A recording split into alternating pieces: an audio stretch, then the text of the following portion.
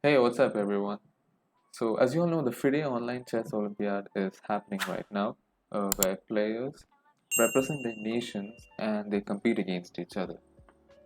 So, India has topped their pool and they have reached the quarterfinals as well. So, this game happened day before yesterday when India played against Belarus, and I've chosen none other than our own Vishy Anand's game against Aleksandrov. So, let's get started. So we have Anand playing black in this game, and this turned out to be a very crucial game because even though India did win, it was 3.5, 2.5. So this is a very crucial game for India. So we have d4 by Aleksandrov, knight f6 by Anand, c4, e6. So we have the Indian game. We have knight c3, bishop b4. So we have the Ninja Indian defense.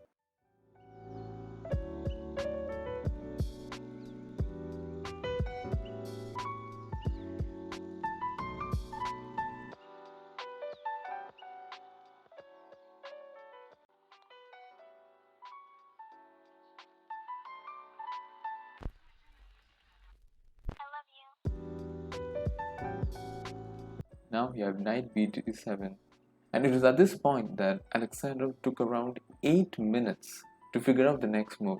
So just to give you context, for the chess Olympiad, each player gets around 15 minutes plus 5-second increment per move. So he basically took around half his time to think the next move, and it turned out to be a blunder as well, which we'll see next. So Aleksandrov plays bishop d3. So it looks like a very normal move, but it is a blunder. So let's see what happens. So Anand captures the knight. Then we have d into e5. We have bishop into c3. So just imagine if you just take with the pawn. So if you take it with the pawn, white might be thinking, this knight seems to be pinned, and white is going to gain material. But then what happens is we have queen d5 threatening mate at g2. So you can see the strength of this bishop, which is just deadly. So obviously you'd have to play f3, and then you're getting a free pawn, and black is a pawn up, and obviously for the grandmaster Anand himself, a pawn up is more than enough to win this game. And white's position does not seem to be good, and this pawn is hanging as well. So all in all, it's not good.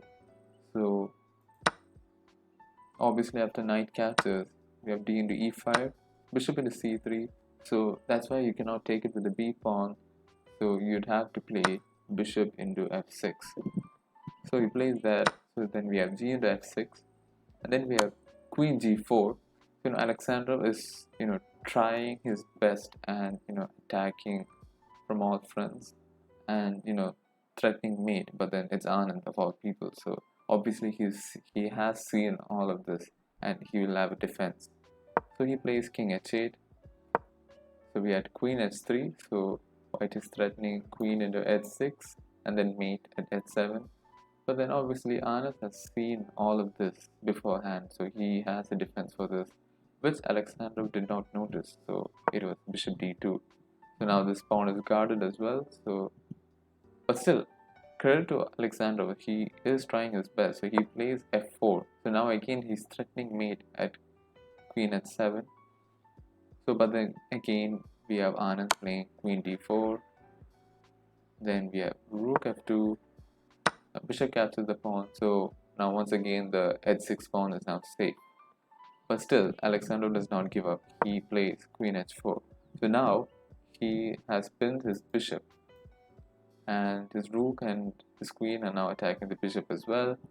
But then again, there's nothing much to do. So you have bishop e3 now. So then we have queen into f6.